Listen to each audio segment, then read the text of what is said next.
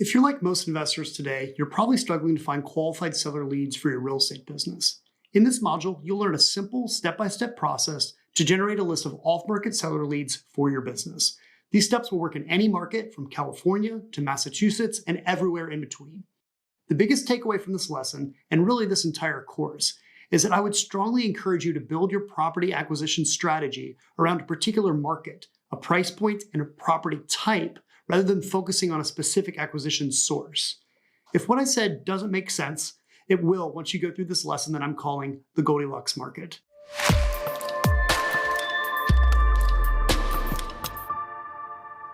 There's an old joke that the best way to make a small fortune in real estate is to start with a large one. That obviously isn't always the case, but what is true is that to buy any number of properties, you have to start with a large number of properties in your target market. The size of your target market will be determined by your marketing budget, investing strategy, and how much time you have to commit to your real estate business. Before I dig into this lesson, let me briefly explain who I am and why you should listen to me at all. My name is Gary Bailey, and I'm a full-time real estate investor, and my secret power is finding off-market properties for my business. So when I tell you that I know how to find off-market houses, I'm speaking from experience. I currently do around 50 deals a year, primarily wholesale, with a few flips and rentals mixed in if the numbers work. 100% of the houses that I buy are off-market. And when I say off-market, I mean directly from the seller, without depending on any wholesalers, referral networks, agents, or the MLS for any of my houses. In fact, I haven't bought a house that wasn't directly from the seller in over 4 years. There are a lot of real estate gurus and coaches who do a lot of deals, a staggering amount of deals. But most of these guys, and I have nothing against them, they've built up large networks of students in programs just like this who bring them deals. Or they have six-figure marketing budgets, which is how they're able to buy so many houses. I know this because I've been there. Prior to COVID, I had a team of 25 people in my company, and we were able to buy and sell over 200 houses per year. But if you're watching this training right now, you probably don't have a large team or a huge marketing budget. And after I shut down my company in 2020, neither do I. So my business today, that does just under 50 deals a year, probably looks a lot more like your business than you'd imagine. I've got an assistant who works from home and juggles her workload while also chasing her 3 kids around. My only other team member, Larry, who handles a lot of our acquisitions, earned 6 figures last year in commissions. You want to know the best part? Larry's retired. He works part-time acquiring houses for my company. He golfs 3 days a week, and he spends a lot of time with his grandchildren. I don't mean to go too deep in the details there, but you can tell I'm passionate about what I do and the methods that I've developed to buy houses. And I say all of that because on the surface, these strategies can seem very basic, but trust me, they work. And if you work the plan that I've built, and I've tested it, and I use it in my business, you can get the same results without sacrificing your time with your family or quitting your day job. Everything that I'm teaching you in this program is exactly what I do to buy houses. And I've worked with other investors in different parts of the country, and it turns out that what works here works nationwide, from Utah to Massachusetts, Florida to Michigan, and everywhere in between. As I've rolled out this program, I've literally talked to hundreds of investors all across the country, and here's what I've learned. There are 4 reasons why investors struggle to find off-market properties for their business. Number 1, they are too reliant on other people or other sources to bring them deals. So instead of relying on people or houses on the MLS, you need to control your own supply and your own sources of properties. The second reason investors struggle to find off-market houses is that they're too narrowly focused on a specific source of properties, which is really the main mistake I see them making. Instead of focusing on a specific source, you should focus on a specific market and the types of properties in that market that fit your criteria. The third reason why investors struggle to find off-market houses is that they're distracted by these cheap and easy online tools. The tools and websites I'm referring to, without naming names, but you know who they are, they literally advertise on their websites that were used by over 150,000 investors.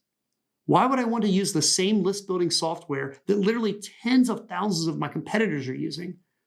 But because these things are cheap, they seem like they're easy, they bring in a flood of investors, and those investors bombard the same poor sellers with terrible messaging and empty promises. I don't mean to break your heart, champ, but that software isn't a source of properties like you think it is. It's just a tool. And when everyone is using the same list stacking tools and the same formulas, it drives everyone to the same sellers, which brings me to the 4th and most overlooked reason why investors struggle to find good deals. They underestimate the number of investors competing over the same properties. In this business, competition is your enemy. Competition drives up prices. Now that's good for the sellers, but it's not ideal for most investors. So rather than outbid them and make less money, you need to outthink and outmaneuver your competition. The strategies you will learn in this training are all designed to help you get access to houses that other investors don't know about. Forget motivated sellers. That term was probably coined in the 1980s. Everyone's going after motivated sellers, and they have been for 40 years. It doesn't matter how motivated a seller is. If there are 10 other investors going after that house, it's going to get bid through the roof, pun intended. In this training, I'm going to show you how to define your Goldilocks market and how to create ad copy that will get the sellers to raise their hand and reach out to you, rather than standing in line behind every investor in town. I'm very excited to share this information with you, and I know it's going to transform the way you think, and it's going to transform your entire business. So what do I mean by Goldilocks market? I'll go further into this in the next lesson, but let me walk you through an example using a city that is near and dear to my heart, Cincinnati. While I'm using Cincinnati because it's a moderately priced Midwestern city, the steps I'll outline will work in any market across the country. All of the lessons contained in these training modules are built on a foundation that I'm going to share with you now. And even if you apply nothing else from this training, this one thing should be fundamental for how you acquire properties going forward. Now I'm going to cover exactly how to identify your Goldilocks market. Using a tool that I'll share with you in just a minute, we know that there are just over 800,000 homes in Greater Cincinnati. Here's a continuum. On the right side is the broad market, and on the left side is the narrow market. On the right side of the continuum is every homeowner in Cincinnati. That's 800,000 houses. I talk to a lot of investors who are focused on a specific source of properties, and one that gets mentioned a lot is pre-foreclosures. They say, I want to focus on people who are going into foreclosure, and their theory is that these people need to sell their house. That's the definition of a motivated seller, right? Yeah, I totally agree, but consider this. In Cincinnati, out of 800,000 homes, how many pre-foreclosures do you think there are? 10,000? 5,000? Well, I hate to break it to you, but there are a grand total of 596 houses in pre-foreclosure as of April 2024, which is when I'm recording this. That's it. Let's take another look at our continuum. The 596 pre-foreclosures would be on the left side because that's a very narrow target market. Do you follow me? 800,000 is broad and 596 is narrow. Let's add a vertical axis. What do you think the vertical axis represents? Well, here, I'll give you a hint. You may have guessed this, but the vertical axis represents competition. The lower the point on the graph, the lower the competition. The higher the point on the graph, the more competition there is. So where do we want to be? Do you want to have a lot of competition or less competition? Less, right? Yeah, that wasn't a trick question. So everyone wants less competition. But what you'll find is that as your focus becomes more and more narrow, the competition level increases. That makes sense, doesn't it? How many thousands of investors from across the country are targeting those 596 people who are in pre-foreclosure? When you've got that much competition, getting them to accept your offer becomes like a lottery. First, you got to get a hold of them.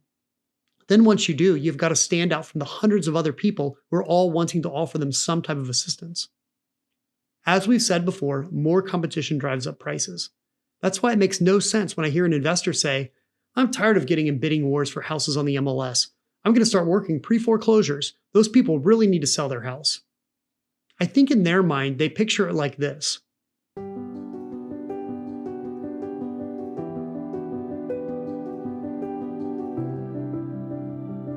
There's the seller in a beautiful field, and there you are helping them stay out of foreclosure. It's lovely. But in reality, it looks like this.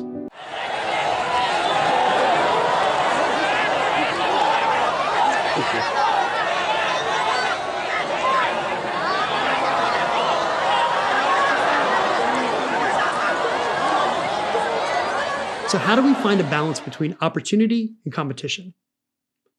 We want to operate in a segment of the market that is right in the middle. It's not too big, it's not too small, it's just right. That's the Goldilocks market. What criteria am I using to come up with my Goldilocks market? For my particular strategy, I'm looking for houses that are at or below the median house value, single-family homes, owner-occupied, And I'm looking for people who have owned their home for more than 10 years, but ideally more than 20. And I want to pull a list of homeowners that fit the criteria from a large data set of properties. This gives me the best chance to get properties that other investors don't know about. Obviously, if you're targeting multifamilies, you would select multis.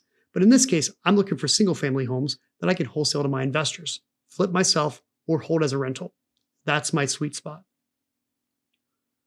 The tool that we're going to use to build our Goldilocks market is called Data Axle. And these are the 3 steps that we're going to take to build our Goldilocks market. Step 1 is that we want to query all the houses in our target market. Then we'll filter those properties out based on our criteria. I'll use my criteria above for this example. But as a good start, feel free to use the same criteria that I'm using because I know that it works in other markets across the country. Step 3 will take a cross-section of that data, and that cross-section will become our target Goldilocks market. Since my first criteria is that I'm looking for houses at or below the median home price in Cincinnati, we're going to cruise on over to Realtor.com. We're going to search Cincinnati, which gives us sales statistics. And we can see that the median home price is just under $250,000. If you know the specific price point you want to be in, you can just use that, but I tend to base my search off the median home value. Looking at Data Axle and plugging in Cincinnati for our market, we can see that there are 802,930 houses, as I mentioned earlier. But now let's filter those properties down by the types of properties that I'm looking to acquire.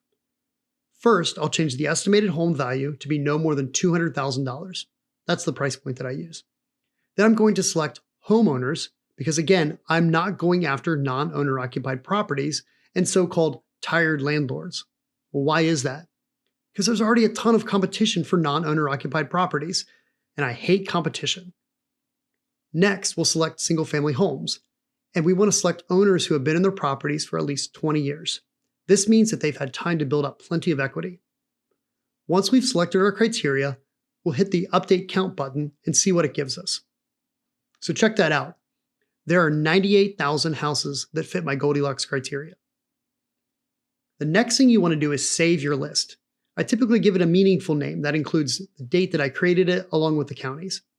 All you have to do is click Save Search at the bottom right and then name and save your search. Now, 98,000 is a lot of houses, but that's only 10% of the total market of over 800,000. But for most investors, 98,000 is probably too big of a list to tackle. So we're going to take a cross-section of that data. This will give us an even distribution across multiple zip codes. But before we do that, we need to decide how many addresses do we want to work with. Personally, I never work with less than 5,000 addresses at a time.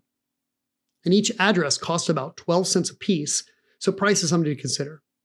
If you want less, you could do 2,500, and the absolute minimum, you could do 1,000.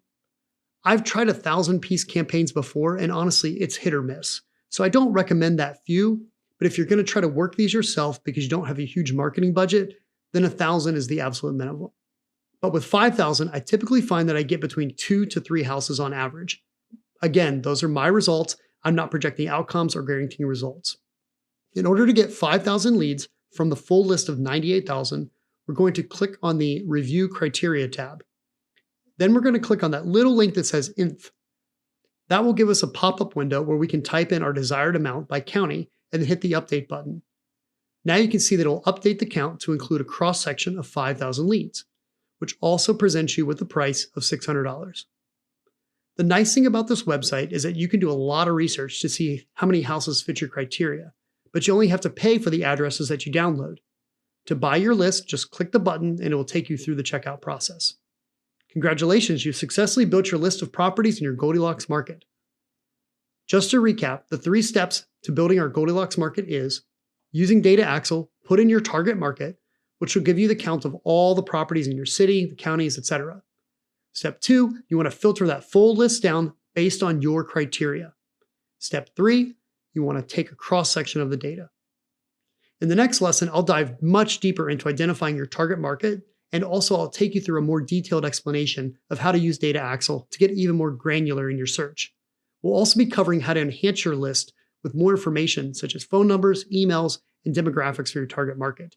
And then I'll show you exactly what types of campaigns you can run using that data and how many houses you can expect to get from your Goldilocks market.